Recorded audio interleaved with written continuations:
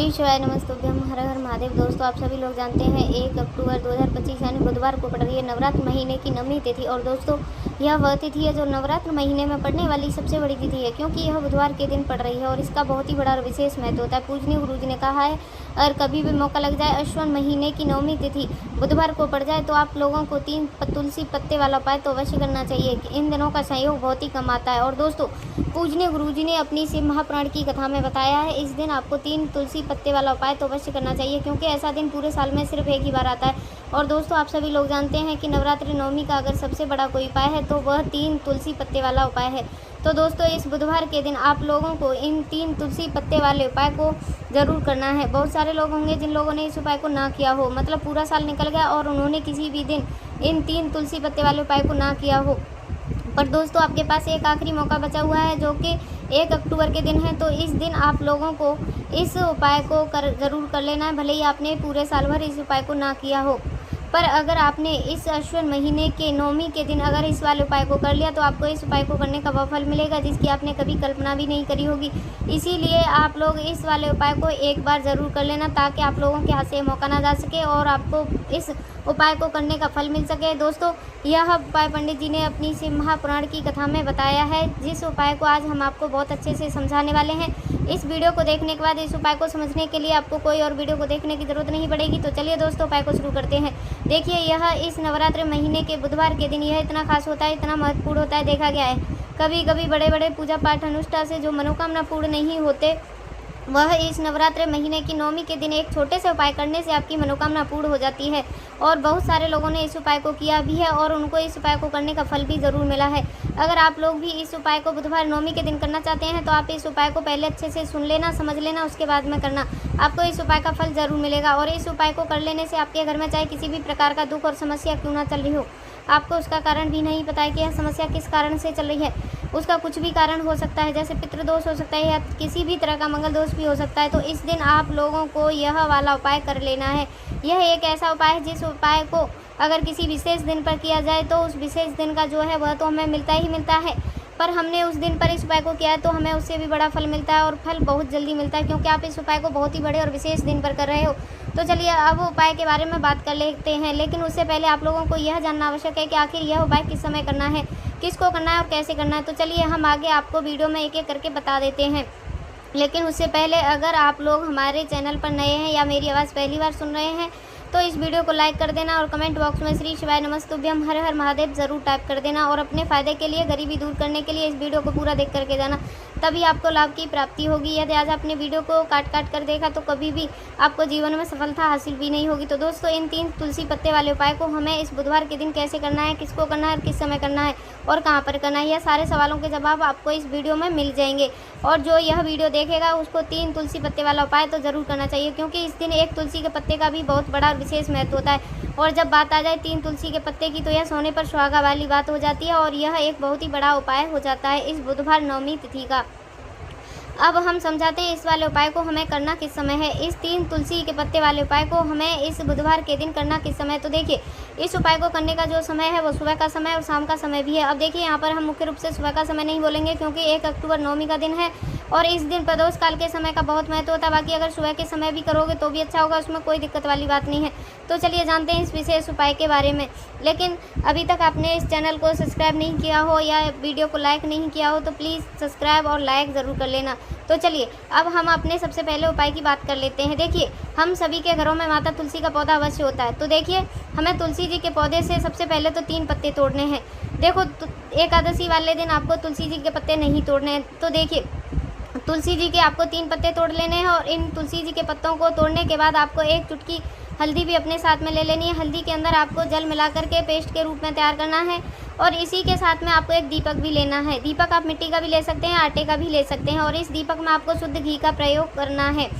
आपको लंबी रुई की बाती का भी प्रयोग करना है। देखिए दोस्तों आपके पास 3 तुलसी जी के पत्ते हैं तो अब पहला जो तुलसी जी का पत्ता है उस पर आपको सबसे पहले तो जो आपने हल्दी ली है उसकी एक बिंदी लगानी है। और पहला जो तुलसी जी का पत्ता आपके घर में चाहे विष्णु भगवान का कोई सा भी स्वरूप हो, चाहे लड्डू गोपाल जी का स्वरूप हो, चाहे फिर भगवान कृष्ण की आपके घर में प्रतिमा हो या फिर श्री राम की प्रतिमा हो, उनके सामने आपको यह पहला तुलसी जी का पत्ता अर्पित करना है। अब देखिए दोस्तों, आपके पास जो 2 तुलसी जी के पत्ते हैं और आपके पास जो 1 दीपक है, इन्हें आपको लेकर के पहुंचना है अपने ही घर पर तुलसी जी के घेरे के पास में। तो सबसे पहले आपको क्या करना है, जो 2 तुलसी जी के पत्ते हैं उन पर भी आपको हल्दी से 1-1 बिंदी लगानी है और उन दोनों ही तुलसी जी के पत्तों को आपको अपने घर पर तुलसी जी के पौधे के पास में ही अर्पित कर देने हैं। और इस प्रकार से यह दोनों पत्ते तुलसी जी के पौधे के पास अर्पित करने के बाद अंत में जो आपके पास एक लंबी बाती का दीपक है, इसे भी आपको तुलसी जी के पौधे के पास ही प्रज्वलित कर देना है। जो भी व्यक्ति अपने ही घर पर इस प्रकार से तुलसी जी के 3 पत्ते का यह उपाय करता है तो उसका परिवार हमेशा खुश रहता है, उसके परिवार में कभी भी कोई संकट उत्पन्न नहीं होता है और यदि आपके घर में जो भी ग्रह क्लेश है वह भी समाप्त होते हैं। तो इस प्रकार से यह सुंदर सा उपाय करना है। अब बात करते हैं अगले उपाय की। देखिए, यदि आपके जीवन में आर्थिक संकट बहुत अधिक हो रहे हैं, धन की समस्या लगातार जीवन में बनी हुई है, 1-1 रुपये को प्राप्त करने के लिए आपको बहुत अधिक मेहनत कर रहे हो, तो आज रात्रि में सोने से पहले आपको यह एक चमत्कारी दीपक का उपाय अवश्य करना चाहिए। या फिर यदि आपका जो व्यापार है, बिजनेस है, दुकान है, वो अच्छे से नहीं चल पा रही, तो आज रात्रि में इस विशेष दीपक का उपाय आपको अवश्य करना चाहिए। देखो दोस्तों, दीपक हमारे घर में सभी नकारात्मक शक्तियों को बाहर करता है। यह उपाय आपको साल में केवल 1 बार करने का मौका ही मिलता है, इसीलिए इस उपाय के लिए आपको तुलसी जी की जो सूखी लकड़ी होती है उसे ले लेना है। देखिए दोस्तों, यदि आपके पास पुरानी तुलसी जी की लकड़ी है तो उसे ले सकते हैं, और यदि आपके घर में तुलसी जी जो हैं उनकी लकड़ी सूखी हुई है तो उसकी लकड़ी आप तोड़ करके इस्तेमाल कर सकते हैं। लेकिन आपको ध्यान रखना है कि सूर्य से पहले ही आपको यह तुलसी जी की लकड़ी तोड़ लेनी है। तो इस उपाय के लिए आपको सबसे पहले तो एक मिट्टी का दीपक लेना होगा, चाहे आप आटे का दीपक भी ले सकते हैं। आटे का दीपक सभी दीपकों में सर्वोत्तम माना गया है। इस दीपक के अंदर आपको शुद्ध घी का प्रयोग करना है और इससे दीपक के अंदर आपने जो तुलसी जी की लकड़ी ली है इसे भी रख देना है। लेकिन यह जो तुलसी जी की लकड़ी है इसमें आपको चारों तरफ अच्छे से घी लगा लेना है। देखिए, गुरुजी ने बताया है कि जो भी तुलसी जी की लकड़ी है, यदि आप उपाय करते हो और बहुत शीघ्रता से जल जाती है तो आपको इसके लिए आपको एक कार्य करना है। आपको थोड़ी सी रुई ले लेनी है और उस रुई को अपने जो तुलसी जी की लकड़ी ली है उस पर अच्छे से चारों तरफ लपेट देनी है। तुलसी जी की लकड़ी के ऊपर रुई लपेटने के बाद आपको इसे पूरा घी के अंदर डुबो देना है, यानी अब इसे आपको बाती के रूप में प्रयोग करना है। दोस्तों, इस दीपक को आपको प्रज्वलित कहाँ करना है, तो इस दीपक को आपको या तो भगवान विष्णु के सामने प्रज्वलित करना होगा, या फिर आप भगवान श्री राम के सामने प्रज्वलित करना होगा, या फिर भगवान श्री कृष्ण के, यानी कि भगवान विष्णु के जो भी अवतार हैं उनके सामने यह दीपक प्रज्वलित कर सकते हैं, या फिर आप इस दीपक को माता तुलसी जी के सामने भी प्रज्वलित कर सकते हैं। पूजनीय गुरु जी ने बताया है कि जो भी व्यक्ति इस प्रकार से तुलसी जी की डंडी से यह दीपदान कर देता है उसके जीवन में कभी भी धन की समस्या नहीं होती है। इसीलिए आपको यह पूरे साल में सिर्फ केवल 1 बार ही मौका मिलता है। इस उपाय को करके देखना, आपकी सभी इच्छाएं ज़रूर पूर्ण होंगी। यह जो उपाय है रात्रि में सोने से पहले करना है। यह उपाय आपके लिए सर्वश्रेष्ठ होने वाला है। देखिए, इस उपाय के लिए आपको मात्र 5 हरे मूंग के दाने लेना है। देखिए, तिथि है और यह बुधवार के दिन पड़ रही है, इसीलिए आपको 5 हरे मूंग के दाने लेने हैं। हरे मूंग के दाने आपको साबुत लेने हैं, खंडित नहीं होने चाहिए। इस बात का भी आपको ध्यान रखना है। इसी के साथ में आपको एक तांबे के पात्र के अंदर अपने घर से शुद्ध जल लेना है। अब दोस्तों, इन सभी सामग्रियों को लेकर के आपको सीधे पहुंच जाना है भगवान शिव जी के मंदिर में। देखिए, इस उपाय को भी आप सुबह भी कर सकते हो और शाम के समय भी कर सकते हो। देखिए, भगवान शिव जी के मंदिर में पहुंचने के बाद आपके पास जो 5 हरे मूंग हैं उनमें से पहला जो हरा मूंग है, आपको शिवलिंग के सामने जो नंदी महाराज होते हैं और उनका जो पैर उठा हुआ होता है वहाँ पर आपको पहला हरा मूंग समर्पित कर देना है और आपको ओम नमः शिवाय या श्री शिवाय नमस्तुभ्यम का मंत्र का जाप कर लेना है। फिर आपको दूसरा हरा मूंग लेना है और शिवलिंग पर जो गणेश जी वाला स्थान होता है वहाँ पर आपको यह दूसरा हरा मूंग समर्पित कर देना है, यानी कि शिवलिंग की सीधी तरफ आपको यह दूसरा हरा मूंग समर्पित कर देना है। और फिर आपको ओम नमः शिवाय श्री गणेशाय नमः इस मंत्र का जाप कर लेना है। तीसरा हरा मूंग का दाना आपको भगवान शिव जी की सबसे प्यारी पुत्री माता शोक सुंदरी वाले स्थान पर समर्पित करना होगा।